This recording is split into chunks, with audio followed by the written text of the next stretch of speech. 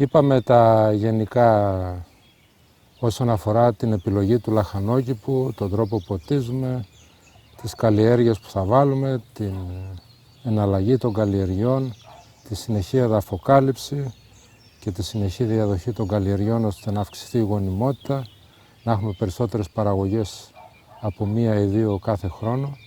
Τώρα θα πούμε κάποιες λεπτομέρειες για τις καλλιέργειες πιο συγκεκριμένες. Εδώ αυτό το λαχανόκηπο το ξεκινήσαμε πριν λίγους μήνες. Είναι ένα καινούριο κομμάτι το οποίο έμενε αναξιοποιητό και το έδαφος αυτό το κομμάτι ήταν εντελώς άγωνο. Χρησιμοποίησαμε λοιπόν χώμα που περίσσεψε από τους βόλους που κάναμε για αναδάσωση. Το ανακατέψαμε με λίγο φιλόχωμα και κάναμε τα λεγόμενα σαμάρια, δηλαδή συσσωρεύσαμε το χώμα δεξιά και αριστερά κάνοντας αυλακές και το σηκώσαμε γύρω στους 15-20 πόντους πάνω από το έδαφος. Αυτά τα σαμάρια βέβαια γίνονται σκάβοντας τα αυλάκια και συσσωρεύοντας το χώμα.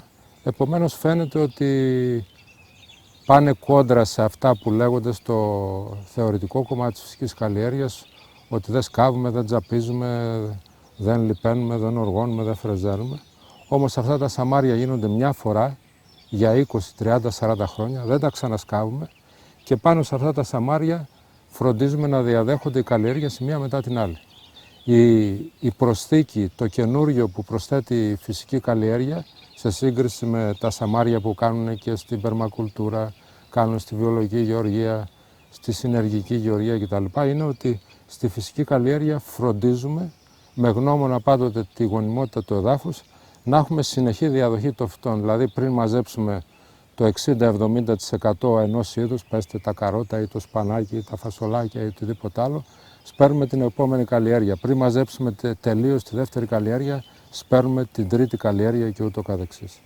Οι λόγοι για τους οποίους έχουμε αυτή τη συνεχή διαδοχή είναι πρώτον, να μην δίνεται ποτέ η ευκαιρία να βγουν πρώτα τα αγριόχορτα, αλλά πάντοτε να είναι τα φυτά τα καλλιεργούμενα που θα μας δώσουν βέβαια για παραγωγή ή εισόδημα, αν πρόκειται για μια εμπορική καλλιέργεια, που θα προηγηθούν ως προς τα άγρια χόρτα.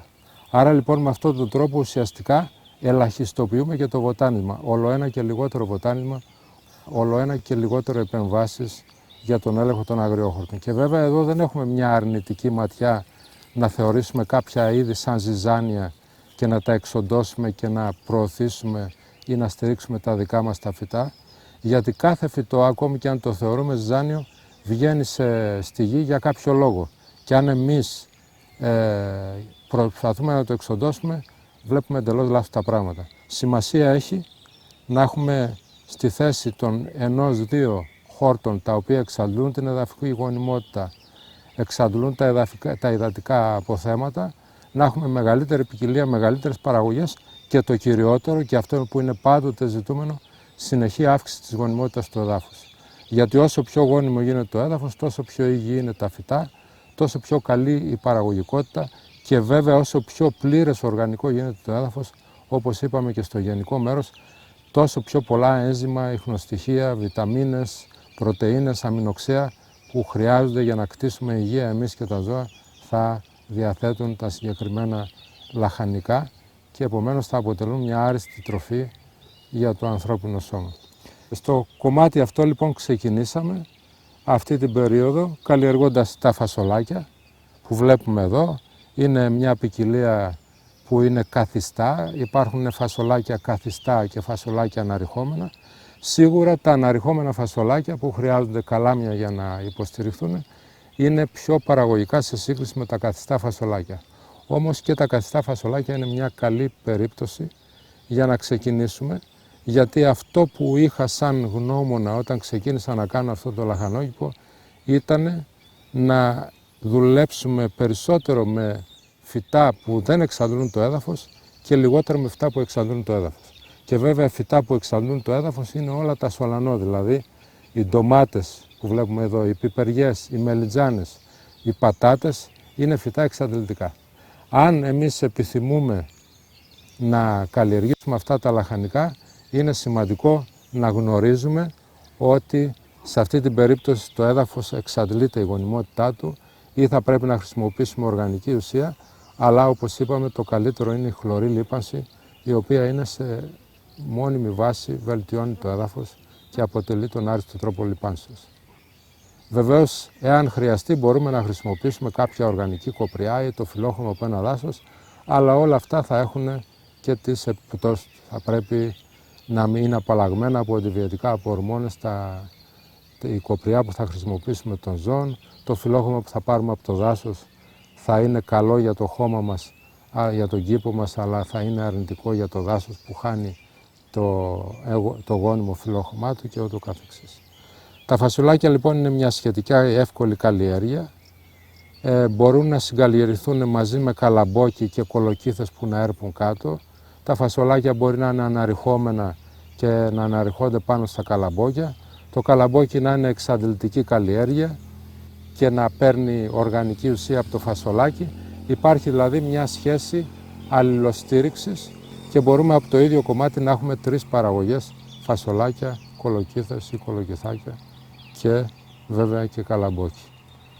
Ο κύριος εχθρός του φασολιού είναι ένα άκαρι που λέγεται τετράνιχος και από όπου μιζάει τα φύλλα τους χυμούς των φύλλων, τα κυτρινίζει από μπροστά με αποτέλεσμα τα φασολάκια να μην αναπτύσσονται καλά, η παραγωγή τους να είναι φτωχή και θα πρέπει να χρειαστούμε να κάνουμε μετά κάποιες παρεμβάσεις. Σε αυτή την περίπτωση το καλύτερο αποτέλεσμα χωρίς επιβάρυνση για το έδαφος και για την υγεία μας ιδιαίτερα είναι το θιάφι.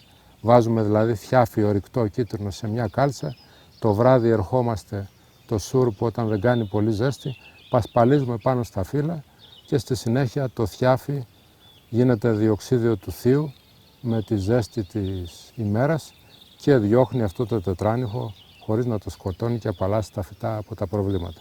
Βεβαίως, εμείς φροντίζουμε να δημιουργήσουμε μία τεχνητή σκίαση η οποία στη συνέχεια θα δημιουργήσει ένα τέτοιο περιβάλλον και αυτή την τεχνική σκίαση είτε με θάμνους, είτε με δέντρα, είτε με μεγάλα φυτά που σκιάζουν, αυτή η σκίαση τεχνητή θα μας βοηθήσει γιατί θα δημιουργήσει λιγότερο ευνοϊκό περιβάλλον για τον τετράνιχο και έτσι δεν θα έχουμε ιδιαίτερα προβλήματα προσβόλησης. Τώρα εδώ παρατηρούμε ότι μαζί με τα φασολάκια έχουμε και σέσκουλα, καλλιεργούμε και ντομάτες, έχουμε και ηλιόσπορους, δηλαδή φροντίζουμε να βάζουμε μια μεγάλη ποικιλία. Βεβαίως είναι ένας κήπος ερασιτεχνικός, δηλαδή εθνική δάφνης επαγγελματικού κήπου. Είναι ένας μέτριος ερασιτεχνικός κήπος που όμως όσο περνάει ο καιρός, έχοντας σαν βαθύτερη προοπτική και στόχο τη γονιμότητα του εδάφους, τη συνεχή αύξησή της, θα γίνεται όλο ένα και πιο γόνιμος, όλο ένα και πιο παραγωγικός και όλο ένα πιο υγιή τα φυτά. Εάν έχουμε φυτά που αρρωσταίνουν, θα πρέπει ίσως μικροπρόθεσμα να αντιμετωπίσουμε το πρόβλημα, είτε είναι μυκητολογικές αρρώστιες είτε είναι βακτηριολογικές, αλλά μακροπρόθεσμα θα πρέπει να δουλέψουμε σε αυτό που είναι το πιο σημαντικό και αποτελεί τον άριστο τρόπο για τον έλεγχο των ασθενειών και των πρωτοβόλων από έντομα, που είναι η γονιμότητα του εδάφους. Όσο πιο γόνιμη θα είναι η γη, τόσο πιο πολλά αντιβιωτικά και άλλες ουσίες, στρεπτομικίνες, χρυσομικίνες, πενικελίνες, οι οποίες θα λειτουργούν αρνητικά για τα παθογόνα βακτήρια και επίσης ένα περιβάλλον με μεγάλη ποικιλία λαχανικών και φυτών που βελτιώνουν το έδαφος, αρωματικών φυτών και βοτάνων, θα βοηθάει μέσα από τη μεγάλη βιοποικιλότητα στο να έχουμε και ωφέλιμα που καταπολεμούν τα βλαβερά και στο τέλος και η έννοια ωφέλιμα και βλαβερά είναι πέρα από η φυσική καλλιέργεια είναι έξω από τις έννοιες ωφέλιμα και βλαβερά, γιατί η φύση αυτορυθμίζεται με το δικό της τρόπο. Άρα λοιπόν στοχεύουμε συνεχώς στο να μπορέσουμε να δημιουργήσουμε ένα περιβάλλον με μεγάλη ποικιλία λαχανικών που θα αυξήσει τη γονιμότητα του εδάφους και θα συντελέσει στο να έχουμε πιο υγιή φυτά και καλή παραγωγικότητα. Κάτι που δεν αναφέραμε όσον αφορά τα σαμάρια είναι ότι μπορούν να έχουν ένα μέγιστο πλάτος γύρω στο 1,20 έως 1,40 και αυτό είναι σημαντικό γιατί πρέπει να μας επιτρέπει να κάνουμε τις δουλειές από δεξιά και από αριστερά του σαμαριού χωρίς να πατάμε πάνω. Είναι πάρα πολύ σημαντικό να κατανοήσουμε ότι το να πατάμε το έδαφος είναι ένα μεγάλο λάθος. Είτε με τα βήματά μας, είτε με τα τρακτέρ, είτε με οποιοδήποτε μηχάνημα, το έδαφος συμπιέζεται, φεύγει ο αέρας από το έδαφος, μπαίνει νερό όταν ποτίζουμε ή όταν βρέχει πολύ, νερό κρατάει, το ριζικό σύστημα των φυτών υποφέρει, τα φυτά προσβάλλονται από ασθένειες του ριζικού συστήματος και εμείς θα πρέπει να προσφύγουμε στη χρήση φαρμάκων, είτε βιολογικών είτε χημικών. Η διαφορά είναι σχετική, γιατί πάλι μας οδηγεί σε μια σχέση εξάρτησης. Αλλά είναι λοιπόν πολύ σημαντικό να μην συμπιέζεται το έδαφος. Και βέβαια, ό,τι οργανική ουσία περισσεύει από τα φυτά που θα καλλιεργούμε και στη συνέχεια, αφού πάρουμε την παραγωγή, τα αφήνουμε, την κόβουμε σύρισμα. Υπάρχει αυτό το δρεπανάκι, το μαχαίρι, που είναι ένα είδος βανά. Τα κόβουμε σύρισμα και τα αφήνουμε. Τα κόβουμε σύρισμα και τα αφήνουμε. Και όλη αυτή η ουσία, μαζί με ένα παχύ στρώμα άχυρο ή χόρτου κομμένου, μένει επάνω στο σαμάρι, καταπνίγει τα αγριόχορτα που είναι από κάτω, σαπίζει και γίνεται οργανική ουσία, τραβάει σκουλίκια και διάφορα άλλα οργανισμούς οι οποίοι οργώνουν με φυσικό τρόπο το έδαφος και το γονιμοποιούν. Επομένως, η χρησιμότητά της είναι πολλαπλή, μειώνει την ανάγκη του νερού αυτή η συνεχής εδαφοκάλυψη, με αποτέλεσμα να έχουμε καλύτερες ποιότητες λαχανικά, γιατί λιγοστεύοντας το νερό, εφόσον είναι συνεχής η εδαφοκάλυψη, γόνιμο το χώμα, μπορούμε να πετύχουμε και καλή απόδοση, καλή ποιότητα και καλύτερη επίσης γεύση, καλύτερη, αυτό σημαίνει μεγαλύτερη ποσότητα σε ιχνοστοιχεία, σε βιταμίνες, σε αμινοξέα και ούτω καθεξής. Είναι λοιπόν πολύ σημαντικό να κάνουμε αυτή την πρακτική, μια συνεχή πραγματικότητα, και εδώ βέβαια απαιτείται και συνέπεια και συνέχεια. Δηλαδή δεν μπορούμε να κάνουμε σαμάρια, να τα καλλιεργούμε 3 μήνες το χρόνο και μετά να τα εγκαταλείπουμε.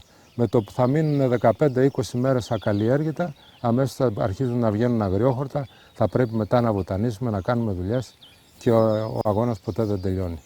Είναι λοιπόν πάρα πολύ σημαντικό να υπάρχει μια συνεχής διαδοχή καλλιεργιών και για να μεγιστοποιήσουμε την παραγωγή των λαχανικών, αλλά και ταυτόχρονα να μπορέσουμε να πετύχουμε συνεχή αύξηση της γονιμότητας του εδάφους. Όλα περιστρέφονται γύρω από τη γονιμότητα του εδάφους και τίποτα δεν μπορεί να γίνει σωστά αν η γονιμότητα του εδάφους είναι ένα στοιχείο που μας λείπει. Εδώ λοιπόν να πούμε ότι τα φασολάκια αυτά δεν χρειάζονται ιδιαίτερο πότισμα.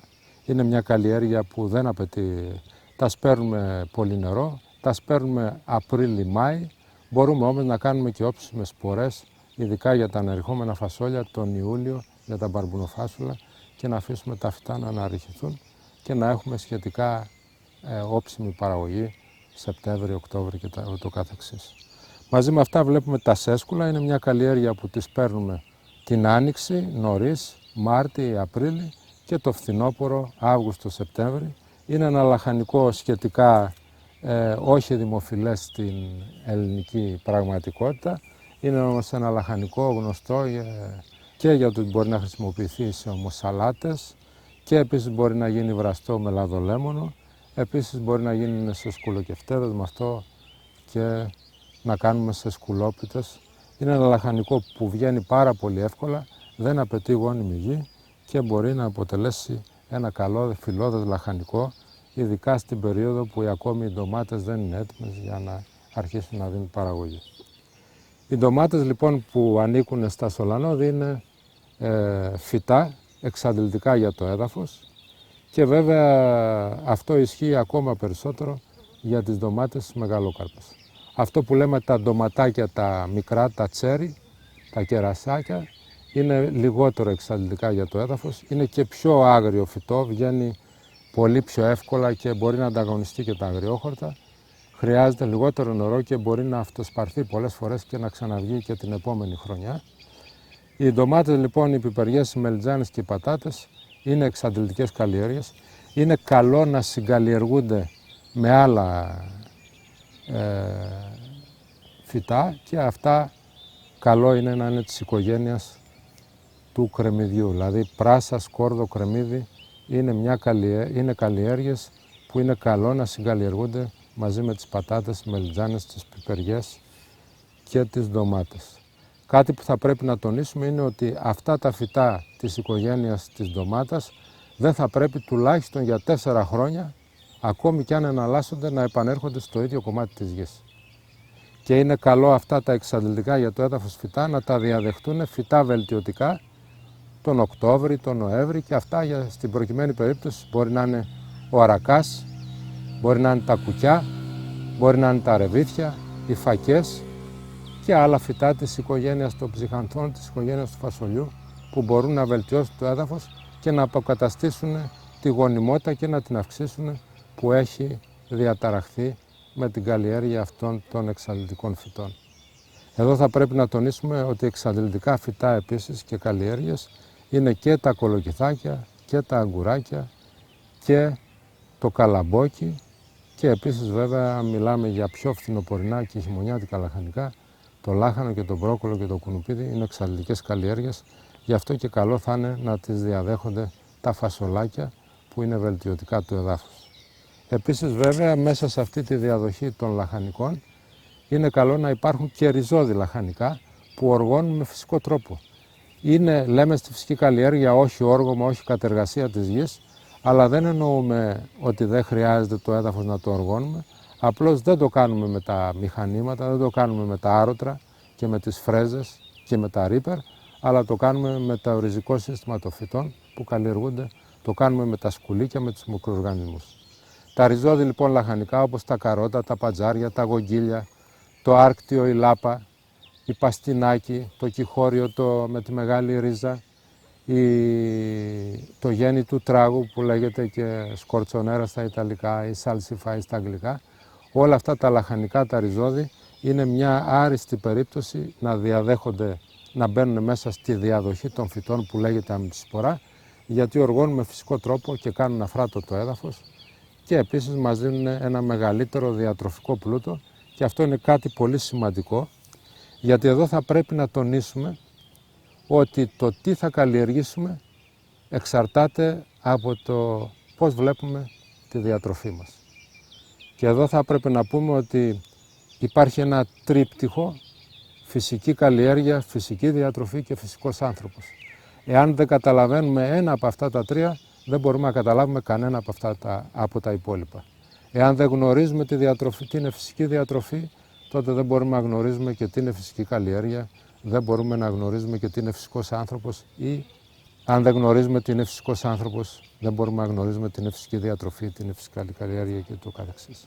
Και βέβαια το ερώτημα που γεννιέται είναι ποια είναι η απάντηση στο τι είναι φυσικός άνθρωπος, τι είναι φυσική διατροφή, τι είναι φυσική καλλιέργεια. Η απάντηση είναι ότι δεν μπορούμε να γνωρίζουμε τίποτα από αυτά τα τρία. Δεν γνωρίζουμε ούτε το τι είναι φυσικός άνθρωπος, ούτε το τι είναι φυσική καλλιέργεια, ούτε το τι είναι φυσική διατροφή. Αλλά όταν το κατανοήσουμε βαθιά στο πετσί μας, ότι αυτά είναι πέρα από τον ανθρώπινο νου, τότε αρχίζει μια γνώση άμεση, διαισθητική, που είναι σε συνεχή ροή. Δεν έχει νόημα ούτε να την καταγράψουμε, ούτε να τη σωρεύσουμε, γιατί είναι σε συνεχή ροή. Και αυτό είναι πάρα πολύ σημαντικό, γιατί θα μας οδηγήσει στο να καλλιεργήσουμε καλλιέργειες όχι των επιθυμιών μας, αλλά καλλιέργειες που θα είναι καλές για το σώμα μας και καλές για τη γη. Γιατί αυτά τα δύο πράγματα θα πρέπει να συμβαδίζουν. Εδώ λοιπόν σε αυτή την περίπτωση ένας πολύ καλός τρόπος για να προσεγγίσουμε την πραγματικότητα είναι δύο απλοί κανόνες. Θα τους λέγαμε κανόνες, αλλά είναι ένας μπούσουλας ουσιαστικά, ότι να τρώμε φυτά που μεγαλώνουν στην περιοχή μας με φυσική καλλιέργεια και φυτά της εποχής. Αυτό είναι πολύ πιο μεγάλη σημασίας από το να σκεφτόμαστε για συνδυασμούς τροφίμων ή για συνδυασμούς πρωτεϊνών με άμυλο ή με υδατάνθρακες και ούτω καθεξής, και να μπούμε σε όλη αυτή την ταραχή των διαφόρων συστημάτων διατροφής, όποιες και αν είναι αυτές, που είναι καλές για να μας πάρουν από μια χαοτική διατροφή της πόλης και να μας βάλουν σε μια μεγαλύτερη τάξη, αλλά καλό θα είναι στη συνέχεια να αφήσουμε το ένστικτό μας να διαλέξει και όχι τον ανθρώπινο νου. Εδώ λοιπόν, εάν βάλουμε σαν γνώμονα και κριτήριο για την καλλιέργεια που θα κάνουμε το να είναι καλές για τη γονιμότητα του εδάφους, αυτό θα απλοποιήσει πάρα πολύ τα πράγματα, και ακόμη και αν χρειαστούμε να κάνουμε κάποιες καλλιέργειες γιατί έχουμε κάποιες μικρές επιθυμίες, να γνωρίζουμε τις επιπτώσεις και να φροντίζουμε σιγά σιγά να κτίζουμε γόνιμη γη για να μπορούμε να καλλιεργούμε έστω και κάποιες καλλιέργειες που μπορεί να μην είναι καλές για το έδαφος, αλλά για τον α ή β λόγο θέλουμε να τις πραγματοποιήσουμε για να έχουμε κάποια τροφή που εμείς ζητάμε. Η ντομάτα λοιπόν έχει πάρα πολλές ασθένειες, βακτηριολογικές, μυκητολογικές και όχι μόνο, και από ιούς. Είναι ένα πάρα πολύ ευαίσθητο φυτό. Συνεχώς οι εταιρείες προσπαθούν να δημιουργήσουν υβρίδια ανθεκτικά σε κάποια ίωση, σε κάποιο βακτήριο ή σε κάποιο μύκητα, αλλά μετά αυτές οι ποικιλίες τα υβρίδια είναι ευαίσθητα σε κάποια άλλα. Οι παλιές ποικιλίες είναι σχετικά πιο ανθεκτικές, αλλά όλα βέβαια έχουν σαν καθοριστικό παράγοντα τη γονιμότητα του εδάφους. Χωρίς αυτήν, όταν λείπει αυτή, τότε όσο και καλές να είναι ποικιλίες, θα υπάρχουν προβλήματα με αυτές τις ασθένειες. Επίσης βέβαια και οι προσβολές από έντομα που ευνοούνται και από τις μονοκαλλιέργειες, οι οποίες πρέπει να τις αποφεύγουμε πάση θυσία, να έχουμε μεγάλη ποικιλία λαχανικών.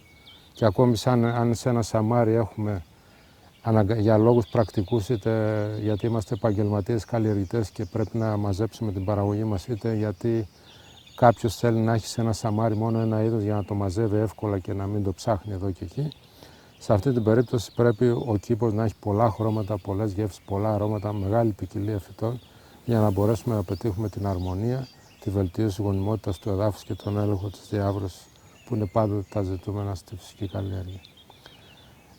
Αυτή λοιπόν η ιδιαιτερότητα που χαρακτηρίζει την ντομάτα όσον αφορά το πότισμα είναι ότι όταν ανθίζει πρέπει να την αφήσουμε απότιστη 3, 4, 5 μέρες μέχρι να καρποδέσει. Αν έχει έστω και ένα ντοματάκι, παρότι μπορεί να έχει πολλά λουλούδια, αυτό σημαίνει ότι μπορούμε να αρχίσουμε να ποτίζουμε. Εάν ποτίσουμε ενώ είναι σε πλήρη ανθοφορία χωρίς να έχει καρποδέσει καθόλου, τότε θα πέσουν τα λουλούδια, θα δώσει ακόμη περισσότερη βλάση και ανάπτυξη, αλλά δεν θα δίνει ντομάτες. Είναι λοιπόν κάτι που θα πρέπει να προσέξουμε και είναι μια ιδιαιτερότητα όσον αφορά την ντομάτα, που δεν ισχύει για τις άλλες καλλιέργειες που πρέπει να ποτίζονται ακόμη και στην ανθοφορία. Εδώ λοιπόν σε αυτή την περίπτωση, μετά τα ντομάτα ή τη μελιτζάνα ή την πιπεριά ή την πατάτα, θα πρέπει να επιστρέψουμε στο συγκεκριμένο χώρο με τον αρακά, τα κουκιά, τα μπιζέλια ή τα ρεβίθια και τις φακές, με φυτά από την οικογένεια των ψυχανθών, που θα μας δώσουν και παραγωγή, αλλά ταυτόχρονα και θα βοηθούν στην αύξηση της γονιμότητας του εδάφους. Μια άλλη καλλιέργεια που μπορεί να ξεκινήσουμε την άνοιξη είναι τα κολοκυθάκια. Τα κολοκυθάκια είναι μια σχετικά απλή καλλιέργεια. Αν έχουμε μάλιστα μια καλή ποικιλία όπως το κομποκολόκυθο και άλλες ποικιλίες, μπορούμε να έχουμε μια καλή παραγωγή. Είναι ένα λαχανικό που απαιτεί γόνιμο έδαφος και γενικά είναι εξαντλητικό για το έδαφος, αλλά δεν έχει ιδιαίτερα προβλήματα σαν καλλιέργεια, εκτός από την μπάστρα που είναι η θειαφασθένεια ή ο ίδιο, μια ασθένεια την οποία μπορούμε να αντιμετωπίσουμε με τη χρήση θειαυσιού. Αλλά γενικά καλό είναι όσον αφορά τις καλλιέργειες και τις ασθένειες, πέρα από τη γονιμότητα του εδάφους, να δουλεύουμε με ποικιλίες που είναι ανθεκτικές στις σημαντικότερες αρρώστιες. Αυτό που θα ήθελα να τονίσω λοιπόν είναι ότι μέσα από τη ματιά της φυσικής καλλιέργειας η αποστάσεις φύτευσης είναι μια σχετική υπόθεση, γιατί ποικίλουν ανάλογα με τη γονιμότητα του εδάφους, ανάλογα με τη ζωηρότητα του φυτού ή της ποικιλίας και ούτω καθεξής. Εδώ βέβαια στις σημερινές κλιματολογικές συνθήκες που ζούμε θα πρέπει να λάβουμε υπόψη και στον παράγοντα ηλιακά εγκάβματα, τα οποία είναι ένα σοβαρό πρόβλημα για τις καλλιέργειες τόσο των λαχανικών όσο και των οποροφόρων δέντρων, και σε αυτή την περίπτωση μια πιο πυκνή φύτευση μπορεί να λειτουργήσει ευεργετικά. Βεβαίως και η μερική σκίαση των δέντρων ή θάμνων που θα συνυπάρχουν μαζί με τα λαχανικά σε ένα συγκεκριμένο χώρο που λέγεται λαχανόκηπος θα μας βοηθήσει ώστε να μην χρειαστούμε ούτε δίχτυα πλαστικά για να κάνουμε μερική σκίαση και να αποφύγουμε τα υλικά εγκάβματα, που είναι και επιβάρηση οικονομική και είναι ένα σκουπίδι για τη φύση, αλλά και για να λύσουμε με ένα πιο ριζικό τρόπο το πρόβλημα αυτών των ηλιακών εγκαυμάτων. Παραμένει όμως ένα πολύ σημαντικό θέμα, γι' αυτό και μια μέσα σε λογικά πλαίσια πυκνότερη φύτευση θα λειτουργήσει ευεργετικά για την περίπτωση αυτή, όπως επίσης πολύ θετικά όσον αφορά το έδαφος θα λειτουργήσει για την προστασία του από τις έντονες ηλιακή ακτινοβολία, μια πυκνή αχυροκάλυψη. Κάτι που αναφορά την αχυροκάλυψη ή την κάλυψη του εδάφους με χόρτο ή με τα υπολείμματα τα φυτικά από τις καλλιέργειες που ολοκληρώσαν τον κύκλο τους, είναι ότι όσο πιο πυκνή είναι αυτή η κάλυψη, η εδαφοκάλυψη, τόσο πιο καλό είναι για τη γονιμότητα του εδάφους για να τραβήξει σκουλίκια και να δημιουργήσει ευνοϊκές συνθήκες για ωφέλιμους οργανισμούς και επομένως δεν υπάρχει όριο στο πάχος της εδαφοκάλυψης που θα χρησιμοποιήσουμε. Η μόνη περίπτωση που θα πρέπει να προσέξουμε να μην είναι πολύ μεγάλο το πάχος της εδαφοκάλυψης είναι όταν σπείρουμε σπόρους και σκεπάσουμε με χόρτα, με άχυρο ή με φυτικά υπολείμματα, να κοιτάζουμε όταν αρχίζουν και βγαίνουν τα φυτά μας, όταν αρχίζουν και βλασταίνουν οι σπόροι, να αραιώσουμε λίγο αν είναι πολύ πυκνή η εδαφοκάλυψη. Στην περίπτωση όμως που βάζουμε φυταριές, τότε μια πυκνή εδαφοκάλυψη πάντοτε παίζει θετικό ρόλο. Και κάτι που αφορά επίσης τις καλλιέργειες αυτές είναι ότι οι ντομάτες, οι πιπεριές και οι μελιτζάνες, λόγω του ότι είναι φυτά βελτιωμένα και απέχουν πολύ από τον αρχικό τους πρόγονο, καλό είναι να φυτεύονται σε φυταριές, είναι η μόνη εξαίρεση, ενώ όλα τα άλλα τα είδη μπορούμε να τα σπέρνουμε με σπόρους. Είτε μιλάμε για σποράς βόλων με σπόρους από καρότο, σέλινο, μαϊντανό, είτε για σπορά απλά των σπόρων γυμνών, θα πρέπει να γνωρίζουμε ότι αυτοί οι σπόροι έχουν πολύ αργή βλαστικότητα, δηλαδή θέλουν 20 μέρες τουλάχιστον συνεχούς υγρασίας για να μπορέσουν να βλαστήσουν. Και πολλές φορές βέβαια τα άγρια χόρτα είναι πιο γρήγορα από αυτά, τα καταπνίγουν και φαίνεται ότι η σπορά αποτυχαίνει. Ένας τρόπος λοιπόν για να επιταχύνουμε τη βλάστηση των σπόρων αυτών είναι καλό να τα μουσκέψουμε για 48 ώρες μέσα σε νερό, να τα στεγνώσουμε έπειτα πάνω σε χαρτί στη σκιά για μερικές ώρες για να μπορούν να τρίβονται και να ξεχωρίσουν και στη συνέχεια είτε να τα σπείρουμε γυμνά είτε να τα σπείρουμε κάνοντας βόλους για να έχουμε πολύ γρηγορότερα αποτελέσματα, πολύ καλύτερη βλαστικότητα. Το σέλινο λοιπόν και ο μαϊντανός είναι καλλιέργειες που είναι σχετικά εύκολες. Θα έπρεπε να τονιστεί όσον αφορά το σέλινο ότι η καταγωγή του είναι από τους βάλτους και τα έλη.